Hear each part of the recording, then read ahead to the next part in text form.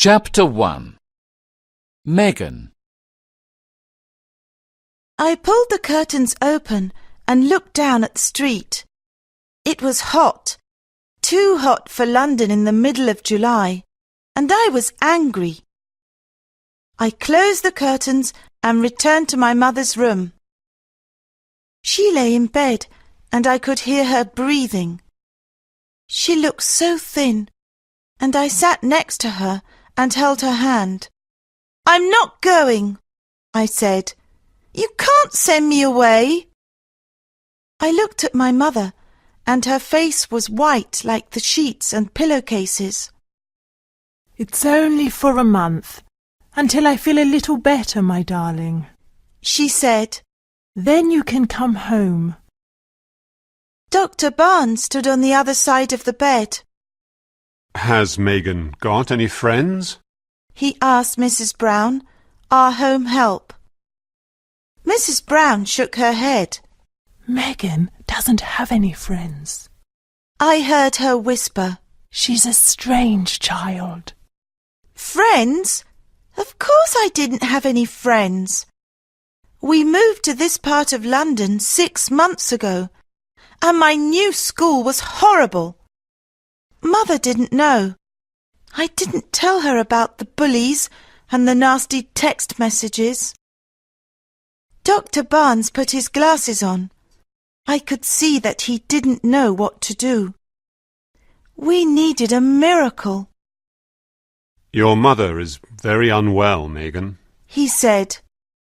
She needs to rest, and you can't stay here for the summer holidays. I don't want to leave you, Mum.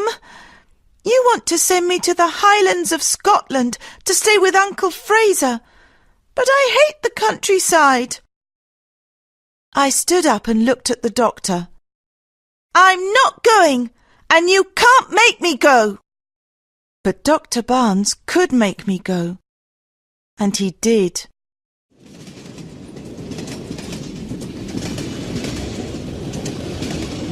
I watched the countryside change through the window of the train as we travelled into Scotland. I could see fields, dry stone walls, and lots of sheep. But where were the people? Mrs. Wallace, a friend of Dr. Barnes, was with me. She wanted to chat, but I didn't. "The Isle of Skye is beautiful. The air is so fresh," she said. "I hate fresh air. I like the air in London," I said. Mrs. Wallace sighed and opened her book. We changed trains, and the next one was very old. A man sat singing quietly in the corner. He had a long white beard. In another corner, there was a woman with a basket of chickens. I looked at these people. I came from a different world. In my world, there were shops, people, and traffic. We caught the ferry at Mallaig. The wind blew my long dark hair, and my pale blue eyes searched the island for people. But it looked so quiet. "Cloud Island," said Mrs. Wallace, giving me a sweet. "In the Old Norse language, ski means cloud, and I means island. It's often misty here." I didn't answer. I could only think that I wanted to go home. We got off the ferry at Armadale, and I stood by the sea and waited for my uncle. I felt wrong in my London clothes. I took my mobile phone out of my pocket and called home. Mrs. Brown answered, but Mum was asleep. "Your uncle's here," said Mrs. Wallace. I said goodbye. Megan! A strong voice called. He was a tall man with wavy hair and a big smile. I'm over here. He disappeared behind some trees. Pulling my suitcase, I followed. But my uncle didn't have a car. He was standing next to a beige-coloured pony, and he put my suitcase into a little red trap. Chapter 2. The Croft. The journey was uncomfortable in the pony and trap as we trotted along the narrow roads, but it was fun too. I could see the bay, the seaweed and the rocks, and smell the salty sea. Seagulls flew overhead. I looked at my uncle. He had my mother's smile, but they were very different. He saw me looking at him. So, this is your first visit to Skye, Megan. I'm so pleased you're here. He said. I want to bring Mum next time when she's better, I said. His eyes looked sad. I want her to come here too. And then he took a deep breath, and there was silence. We trotted on through a forest, and then we stopped at a place where the view of the mountains was spectacular. The Coolin Range, said Uncle Fraser. This is the best place to see the mountains. I got out of the trap and looked around. It was a magical place. There was a ruined castle and below a sandy beach. The waves crashed, and I thought I saw a silvery white horse playing in the water. It ran and jumped, and I am sure that I heard it call me. Uncle Fraser! I shouted. There's a white horse! He didn't hear me, and when I turned, the silvery white horse was not there. We got into the trap. I saw a silvery white horse down by the sea, I said. Uncle Fraser stopped and looked at me with surprise. Did you? But then he said no more. My mobile phone beeped. You have one new message, it said. I pressed read. Have a sad holiday. I pressed eliminate. It was from one of the horrible girls at school. I switched my phone off. I needed to forget about them. The roads were very narrow now. We're nearly home, said my uncle. I stared at him. We couldn't be nearly home. We were in the countryside. I could see some small houses, lots of animals and grass, but there was no town. Uncle Fraser turned right into a small track. Home, Darwin. Uncle Fraser said to the pony. Darwin walked slowly because there were chickens running in front of him. At the end of the track, there was a little white house with a front garden full of flowers. In one field, I could see 4 cows waiting patiently by the gate, and in another there were some goats and a donkey. We're home, said Uncle Fraser. Welcome to White Heather Cottage. Chapter 3. No fridge. I was shocked. Uncle Fraser lived in a thatched white croft near the sea and surrounded by grass. White Heather Cottage had a tiny wooden front door, and Uncle Fraser had to bend his head to go in and out. There were 3 rooms downstairs. Inside the croft it was cosy and warm. The kitchen was at the far end, and there was a table near the window. A small fire burned with cooking pans hanging above it. I looked out at the bright orange sky. We have great sunsets here, said Uncle Fraser. He showed me his study. He was a writer, and he wrote historical novels. There were pens and paper all over his desk and books everywhere. Crofts don't usually have an upstairs, but this one does, he said. He took me upstairs to show me my room. It was lovely. There was a wooden bed and a red rug on the floor. Next to the bed there was a chest, which looked like a pirate's treasure chest. There was a small desk near the window and a vase of fresh white heather. There were pictures of animals and wildflowers hanging on the walls. Uncle Fraser's bedroom was at the end of the corridor, and there was a small bathroom with a bathtub and a pile of soft white towels. "It's very pretty," I said to Uncle Fraser. "But do you get lonely here?" Oh, no. I have friends who live in the village, and I have my animals. We went downstairs and had dinner. There was homemade bread, creamy butter and goat cheese. For pudding, we had wild raspberries and cream. It was a delicious meal. It was getting dark, and I looked for the light switch. Uncle Fraser saw me and smiled. Sorry, Megan. There is no electricity at the croft. "No electricity? So you don't have a dishwasher?" I said, looking at the plates. No, I'm the dishwasher. Said my uncle, laughing. "And you probably don't have a computer," I said. No, and I don't have a television. On Sky we create our own entertainment. I play the piano after dinner when friends come round, or I read by the light of candles and oil lamps. There are lots of board games in the corner, so we can play chess, draughts, Monopoly or Scrabble. Piano? Board games? I couldn't believe it. No electricity.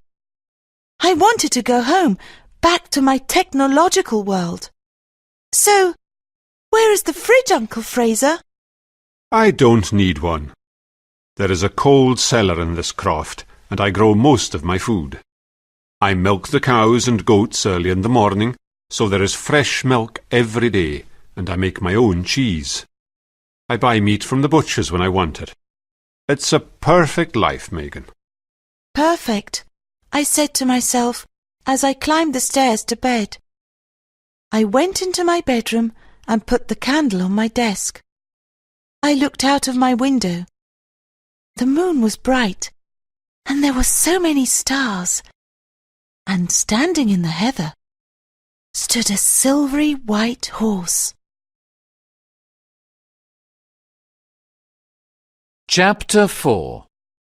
Dolly. I woke up, but there was something wrong. Then I knew what it was. It was the silence. There was no sound of cars or traffic.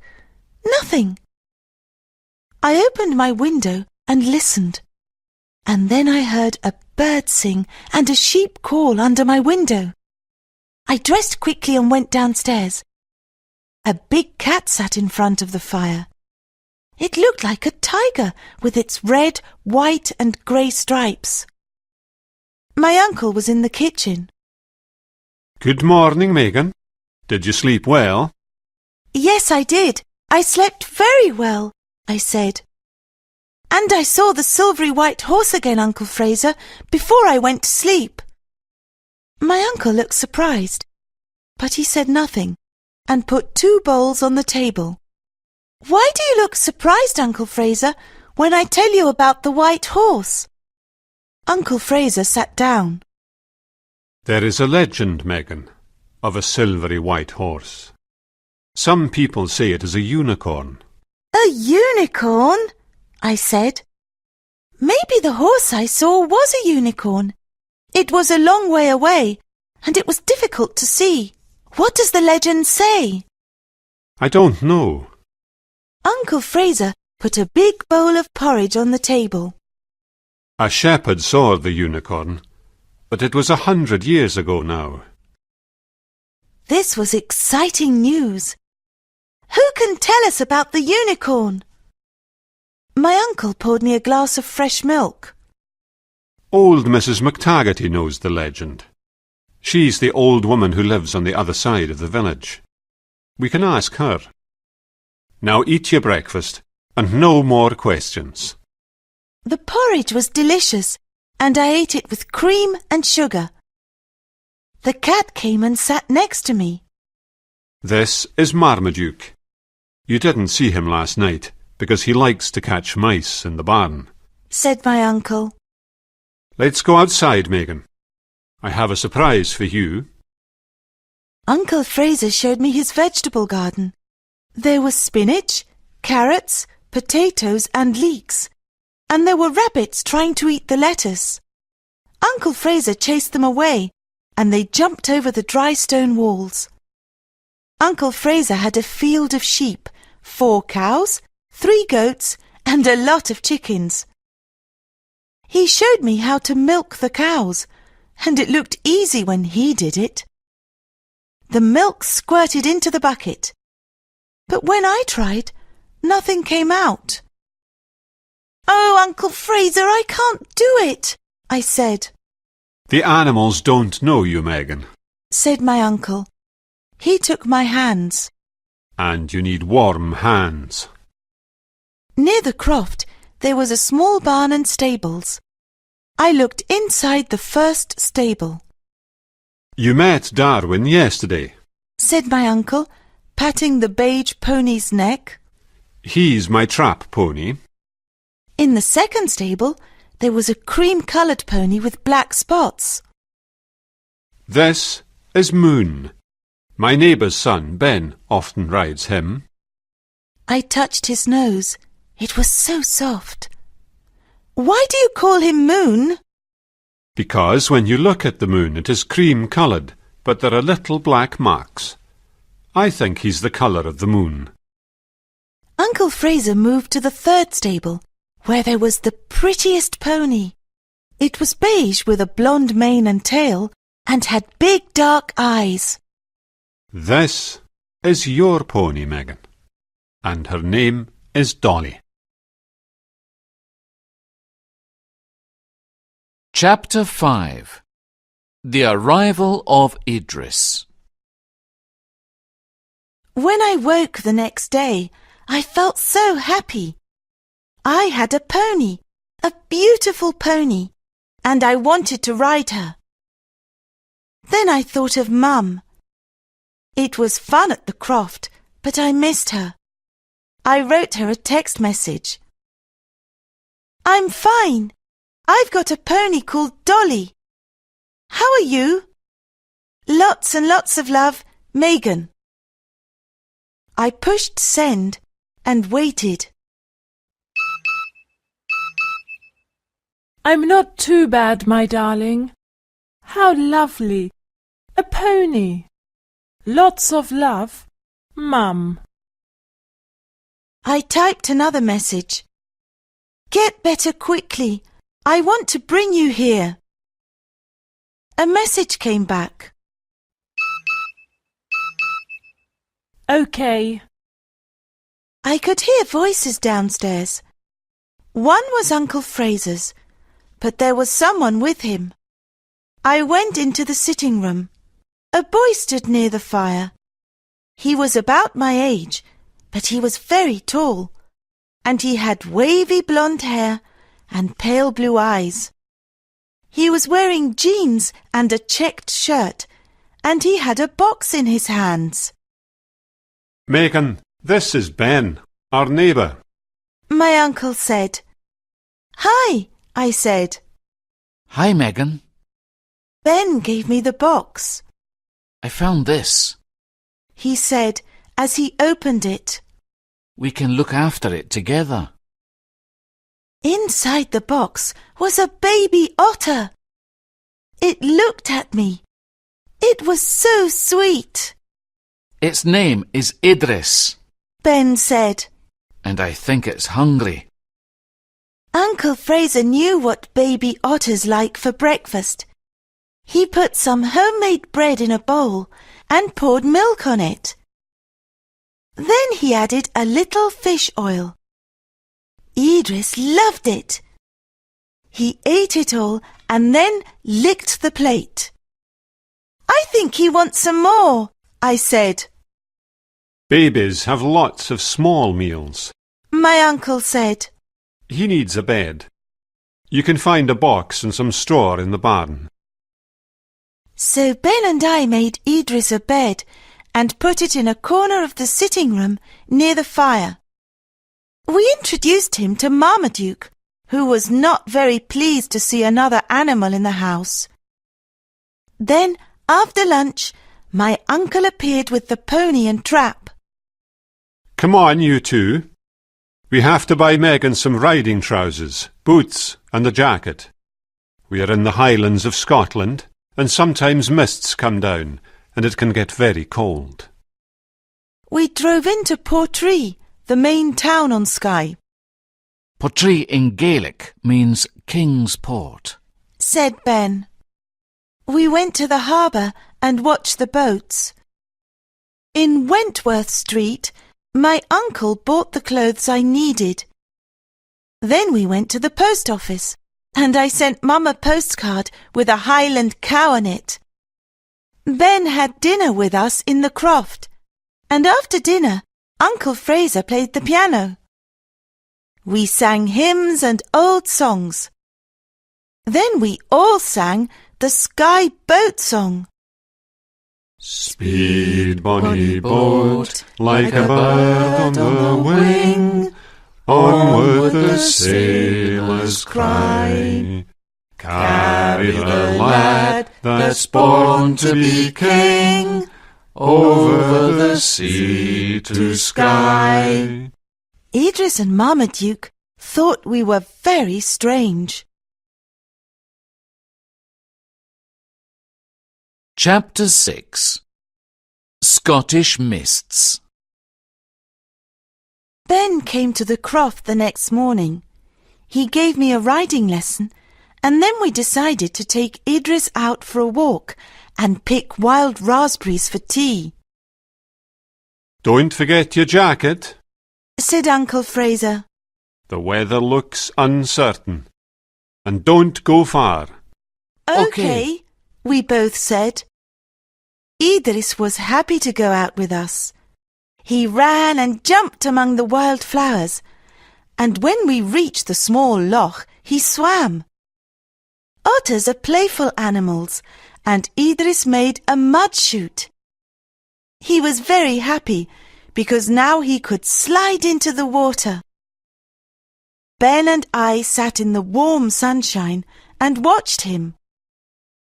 "Why did Uncle Fraser tell me to bring a jacket?" I said to Ben. "The weather's hot." Ben smiled. The weather's warm now, but it can change very quickly. We decided to pick some raspberries. There were some growing near a small wood, and we picked lots. Then we saw blackcurrants, so we went into the wood and Idris followed us. The blackcurrants were big and delicious. "Did I tell you I saw a unicorn?" I said to Ben as we walked along a little path. Ben laughed. Unicorns don't exist. That's what I thought, but Uncle Fraser said that a shepherd saw one here 100 years ago. There's a legend, he says, but we need to speak to old Mrs. McTaggarty. Ben turned and looked at me. You want to speak to Dolores McTaggarty? Do you know who she is? No, I said, eating some more blackcurrants. We went down another path. Some folks say she is a witch. She lives in the Black House. It's the croft on the headland down by the beach. She doesn't come to the village very often. Mr. Mackey, who owns the grocers in the village, takes her food. Why do the villagers think she's a witch? I asked. Because the wild animals come to her. Eagles fly down and sit on her hand. The red deer come to her door for food, and so do the seals. That doesn't mean that she is a witch, I said. Well, you can't go to her house alone. I'll come with you, Ben said, and then stopped and looked up at the sky. A cold wind blew, and the blue sky was now grey. We must go back, said Ben, and he put Idris in his pocket. We turned round, but the mist came down. The white mist swirled all around, and we couldn't see the path in front of us. We were lost. Walk slowly and hold my hand, said Ben. It was very cold, and soon our hair was wet. Thank goodness I had my jacket. Ben had a small torch and whistle tied on his jacket, but we were far from any houses and crofts. No one heard our calls. We walked on until suddenly there was a noise. It came from behind a tall tree. What was that?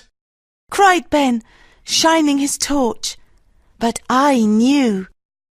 Just in front of us, in the circle of torchlight, stood the silvery white unicorn. It bowed its head and looked at me with its dark eyes. It called softly. It's the unicorn, I said to Ben. It wants to show us the way home. But then you don't believe in unicorns. Ben smiled. I didn't, but I do now. Let's follow it. We could see the silvery white unicorn clearly as we followed it through the wood. Slowly and patiently it led us across the fields to White Heather Cottage. The lights were on, and as we walked through the gate, the unicorn turned and looked at me. Then it galloped away across the heather. Uncle Fraser opened the door. His face was pale. Thank goodness you're home.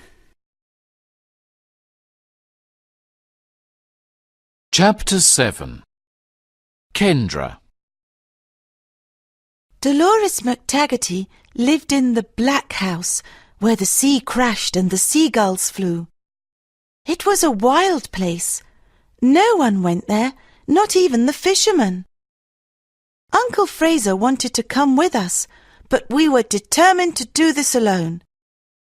He drove us to the grassy path which led to her croft. Take her some raspberry jam. Said Uncle Fraser. Tell her it's from me. Ben and I followed the path to her gate. But when we knocked on the front door, no one answered. Let's go round to the back, I said. Ben wasn't so sure. She may cast a spell, he said, but he came with me. The back of the house was beautiful. There was some grass, then black rocks, and then the white sandy beach. An old lady stood by the rocks, a shawl about her head. She was surrounded by animals. Red rowan deer ate bread from her hands. Birds flew near her, and seal pups sat on the rocks calling to her with their husky voices. Near the grass, I saw puffins chattering to each other and red squirrels eating nuts. The old woman spoke to us. Stand quite still. Now move forward slowly. We did as she asked. That's right. Now come here, laddie. Ben moved to her right-hand side. She caught a young eagle in her hand and she put it on his arm. The bird looked at him. Talk to him, laddie. Tell him how beautiful he is, said Dolores McTaggarty. Now you, lassie, she said to me. I moved to her left side. You can give the deer some bread. The deer were not afraid because the old woman was there. They took the bread from my hand. That's all for today, Dolores McTaggarty said to the animals. The eagle flew into the air. The deer went off across the field, and the seals returned to the sea. Mrs. McTaggarty looked at us. Let's go in and have a nice cup of hot chocolate. The Black House was dark and oppressive from the outside, but inside it was light and cosy. "Mrs. McTaggarty, here is some raspberry jam for you," I said, giving her the jar. "It's from my Uncle Fraser." Dolores McTaggarty thanked me for the jam, but as she took it, she looked into my eyes. "Oh," she said. "The tea leaves. The tea leaves said a girl will come." She took my hand and we sat down. "It's her eyes," she said to Ben. "This girl's got magic in her eyes." Has she? said Ben. We came to speak to you about the unicorn. Dolores McTaggarty stared at us. "So, it's true," she whispered. "Kendra, the last unicorn is back. The seals told me he was here." "Mrs. McTaggarty," I said, "the unicorn helped us the other day when the mist came down. It led us back to the house. Uncle Fraser said that you know the legend." "Oh, yes, I know the legend. It's your magic eyes that woke Kendra from his sleep, and now he wants to help. The legend says that Kendra will come back when he is really needed. You need him, lassie, don't you?" I nodded. "Yes," I said softly. "Touch the unicorn, and you can have whatever wish your heart desires." Dolores McTaggarty took us to the door, and she brushed my face with her hand. "Go, lassie, and find Kendra." Chapter 8. The Full Moon. There's a full moon tonight, and the weather's warm. Let's have a barbecue on the beach, said Uncle Fraser. "That's a great idea," I said. We can collect wood and build a fire. I've got potatoes and hamburgers. I went to the butcher's in Portree this morning. Uncle Fraser said as he went down into the cellar. I sent Mum a text message. "How are you? I love you, Megan." I waited, but she didn't reply, so I phoned. Mrs. Brown answered the phone. Her voice was sad. "The doctor's here, Megan. Your mum's not well at all. I'll ring you later." I bit my lip, but the tears still fell, and I went outside to talk to Dolly. I put my face in her mane until I felt better. "Kendra, where are you?" I said to the wind. Before the sun set, Ben, Uncle Fraser and I carried our baskets of food to the beach. We collected firewood, and soon we had a big fire. The flames jumped, and we had a wonderful barbecue. The moon came out full and bright, and we sang round the fire. Uncle Fraser wore his kilt. He brought his bagpipes and his accordion, and played us some bagpipe music first. He was really good.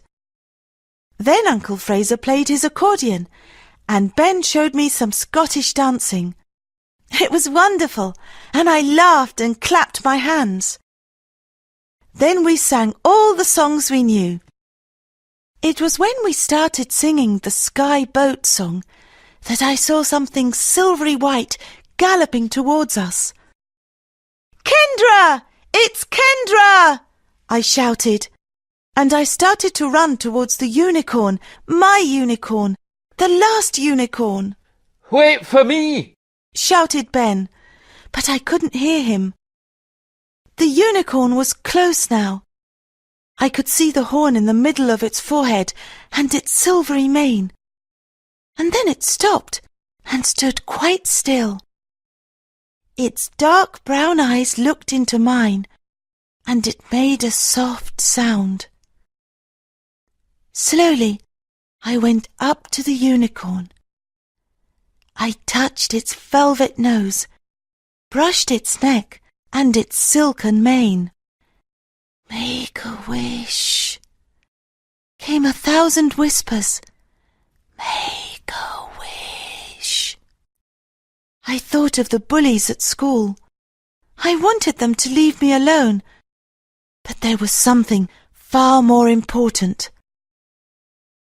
I touched the unicorn's horn and made a wish. The moon shone brighter, and suddenly I was alone. Kendra was galloping away, out to sea. Chapter 9. It's not goodbye. The bright sunlight woke me up. It was late, and I had slept deeply, and I felt happy, really happy, for the first time in a long while.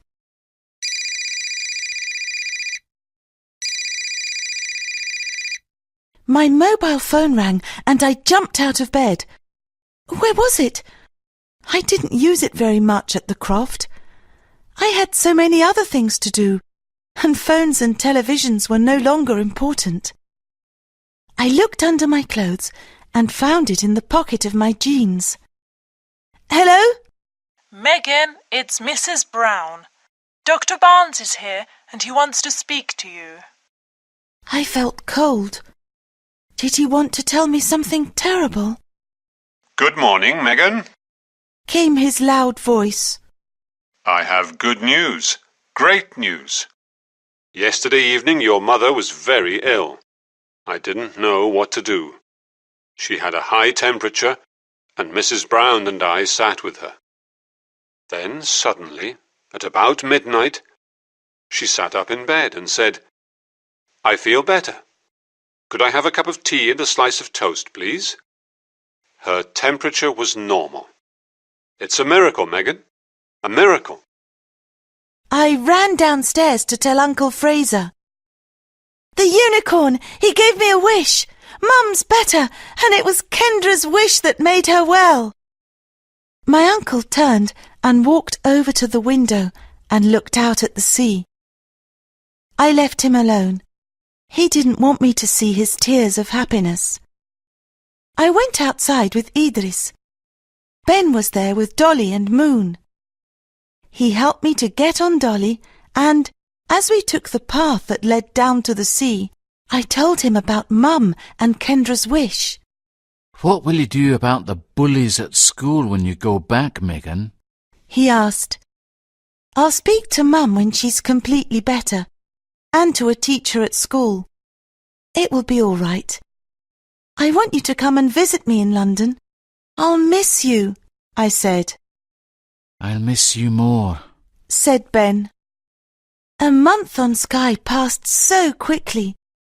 I wanted to see Mum, but I didn't want to leave Ben, Uncle Fraser, the ponies and Idris. Ben and Uncle Fraser looked at each other. It was a secret look. Megan, you can't take Idris or Dolly back home, so we have a present for you, said Uncle Fraser. It's outside in the trap. Dolores McTaggarty gave it to me, and she thinks you will be happy together. Sitting on my suitcase was a beautiful Cocker Spaniel puppy. Thank you, I said, and I hugged them. She's beautiful, but I don't want to leave you. We can write and speak on the phone, and you can come back soon, said Ben. Come back with my sister, Uncle Fraser said as he kissed my cheek. Come for New Year. We call it Hogmanay in Scotland. We have wonderful celebrations in the village. There is a custom here which brings good luck for the coming year. When the clock strikes midnight, some of us from the village go to Betty McAllister's house. We take a piece of bread, some money, and some coal. All these things bring good luck. The coal is so that the house is always warm. The bread is so there is always food to eat, and the money so that there is always money. Then we throw ashes out of the back door. Why do you do that? I asked. It's the old year leaving. continued Uncle Fraser. Then we have a party. Said Ben. My uncle smiled. A fine party. He said. We sing and dance until morning. Do come, Megan. I looked at them. Hogmanay on Skye and Betty McAllister's party, singing songs round the piano with Uncle Fraser, Ben and Mum. I wanted this more than anything else in the world. Yes, I said, and I hugged my uncle again. Then it was time to go. We rode in the trap to Armadale, and when we passed the ruined castle, I thought I saw a silvery white horse arching its neck and galloping in the waves. "Goodbye, Kendra," I whispered, and on the salty air there came a cry as the little white horse called out to me.